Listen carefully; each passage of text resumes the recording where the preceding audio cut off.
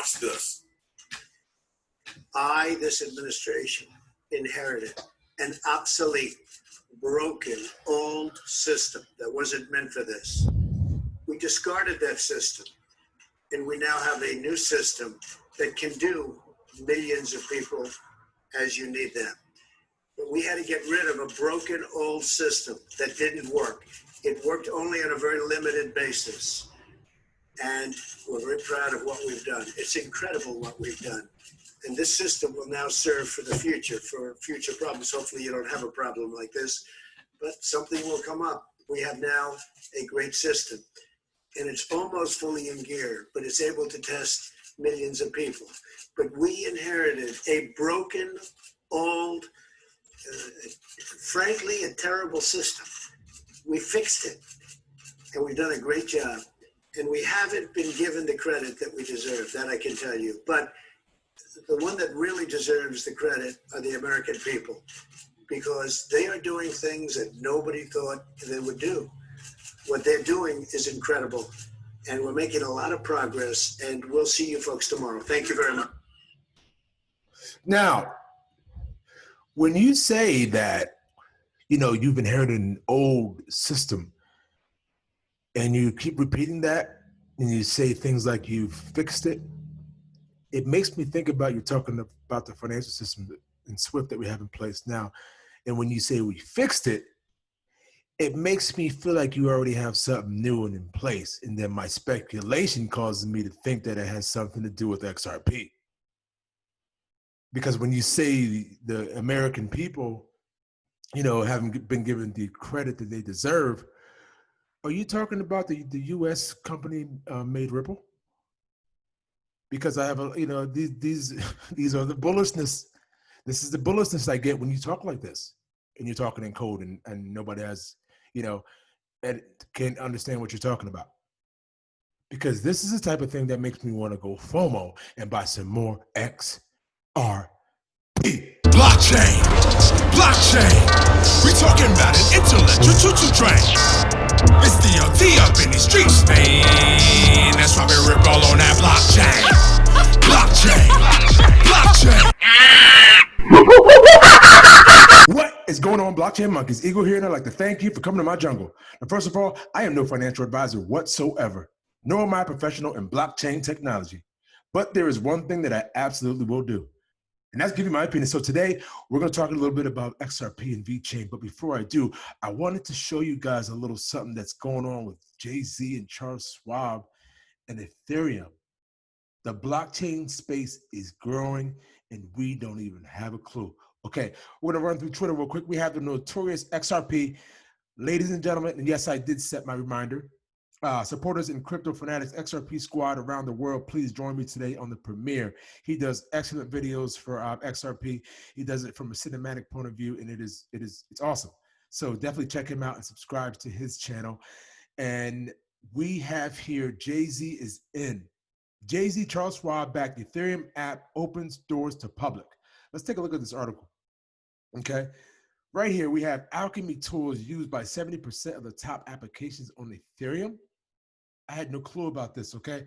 The behind-the-scenes blockchain startup Alchemy, which powers 70% of the top applications on Ethereum, is stepping into the public eye as it opens its services to any company or developer looking for tools to build smart contract-based projects.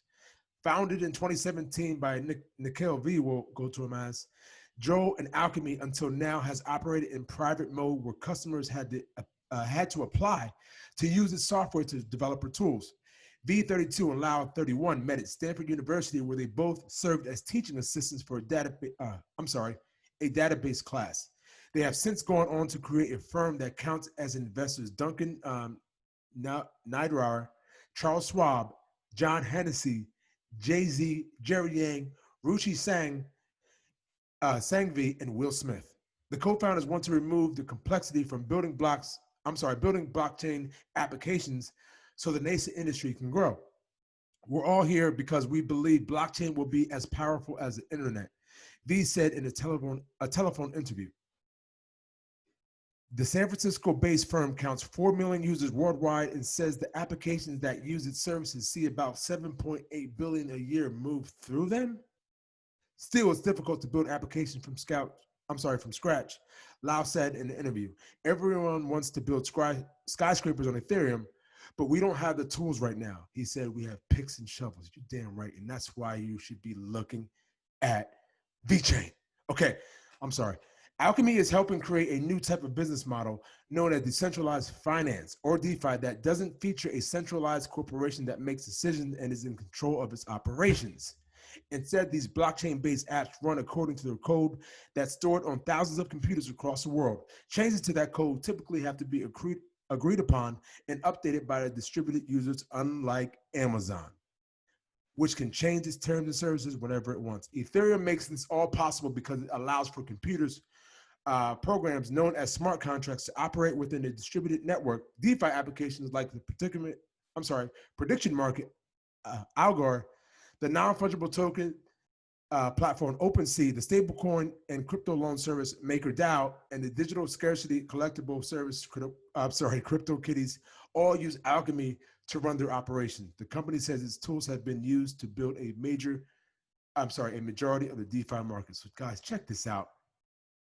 You have the unordinary, these are people that are not in the blockchain space, that are not in the crypto space at all, that are seeing the significance and seeing the possibilities in this that are taking hold. So shout out to Ethereum and what they're doing over there. Now, I wanted to show you a little bit more about XRP, because what I've seen from Brad Kimes yesterday will blow your socks off.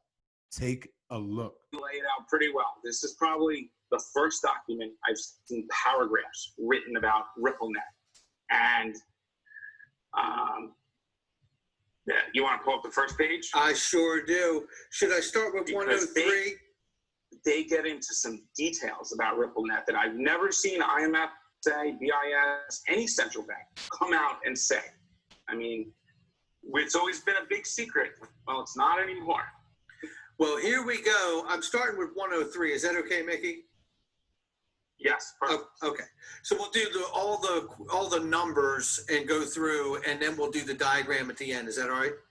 Perfect. Got it. Okay, so here we have, and I'm going to read this section, then I want Mickey B to comment on these sections. So risk specific to payment service providers other than payment systems overseen by the FRB are not fully addressed by dedicated regulatory requirements. The money transmission acts at state level and date backing to 1970s and are designed to protect consumer transactions sent as remittances, not payment infrastructures like activities such as offered by card payment schemes, certain DLT-based platforms. Card payment schemes are not considered to be retail payment infrastructure and have not been designated as systemically important by FSOC. Hold up, Mickey. We've talked about this. We're getting into good stuff. Despite processing payments with annual values of trillions of dollars through multilateral arrangements, hold on common rule books, Visa, considering itself to be a global payment system, RippleNet is designed as a wholesale payment system without being subject to payment system specific requirements, come on in, other than requirements posed by banks. There is, however, some limited scrutiny by FinCEN and the Federal Reserve. There is no dedicated regulatory regime for new types of digital services, such as gateway services, APIs, NFCs, access, or digital wallet services. Talk about this real quick before we go any further. Now, when he says, come on in, this is what he's talking about when he says, come on in. I can't play this whole video for you, but I will leave the link down below. You're going to want to check that out. You're going to want to check that whole thing out. Okay, now let's get into Vechain. So huge shout out to Vechain 101. From day one, our goal has always been to help Vechain community grow. When we saw that Volcanverse was building with this crazy world, we couldn't help but get involved. Take a look at this and what Vechain 101 and Ben Yorkie is doing. Vechain 101 partners with Volcanverse to support the upcoming blockchain gaming world. With the Vechain mainnet recently celebrating 2 years of uninterrupted active service, the lack of large-scale community gaming options have been a noticeable absence in the ecosystem. Despite many native features that make Vechain ideal for gaming applications, play table titles, have yet to land on the platform. However, 2020 has promises to be different, with a number of titles announced and development already underway. Now, about Vulcanverse. One of the more intriguing titles announced has been the Vulcanverse, a 3D lore-filled open world that divides the land into community owners, allowing them to build structures and play a role in designing the landscape. The land ownership is based on non-fungible tokens, NFTs, that are buyable and tradable, allowing people to have a stake in the gaming world.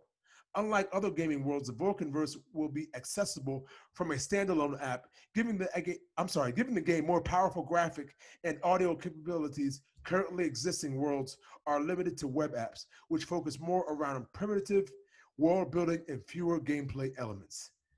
Isn't this just it's just nuts? The amount of doors, the amount of avenues Vechain has with this digital asset. I mean, with this whole ecosystem, it just keeps building and it keeps growing. It blows my mind. Every single day, there's always something new going on with Vechain. So shout out to them and what they have going on. But I'm not done yet, because Vechain need to take a step to college. They're taking a step to, Vechain is going to Oxford University to drive blockchain adoption. Take a look at what we have here. Come on with it. Vechain and Oxford University drive for blockchain adoption and cooperation. The Vechain Foundation and the University of Oxford have announced an expansion of their partnership, under which both will jointly provide independent scientific advice. Both partners have developed an evaluation framework for blockchain consensus protocols to promote adoption by the industry. The Vechain Foundation is expanding its cooperation with the University of Oxford, as announced yesterday. As the name suggests, the paper aims to provide an evaluation framework for blockchain consensus protocols to enable an assessment of the performance of the consensus model and on an industrial level. Currently, theoretical models exist to analyze the security of a given design, but there is no established way to objectively evaluate the actual performance of a given consensus design. Look at the extreme measures that Vechain is going to. Look at the extreme measures Vechain is going through. You're talking about solidifying a foundation. You're talking about going the extra mile to make sure it's Vechain. This, according to the Vechain Foundation, creates a significant problem in the adoption efforts for the blockchain industry. The research work therefore aims to provide a framework for evaluating the performance of blockchain consensus design, as the official announcement states. Check this out. The proposed framework will be a powerful tool for both the blockchain industry and academic world to quantify the performance of a particular consensus algorithm under the different algorithmic settings and network conditions. With Vechain, a mathematical institution of the University of Oxford's Alpha Block, blockchain practitioners will be able to try and test their consensus design without actually implementing it. So let's use this to just see if this consensus protocol would be legitimate, not having to actually go out and to put it to use in the real world, risking a big fault or a big risk. How about we use the Vechain blockchain to do that for us, so we don't have to take on that risk?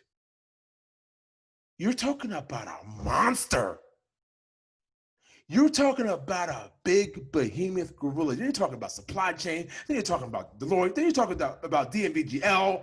Then you're talking about Sunny Lou. I don't need to say no more. Don't forget to like, comment, and subscribe. And we will all see each other on the moon.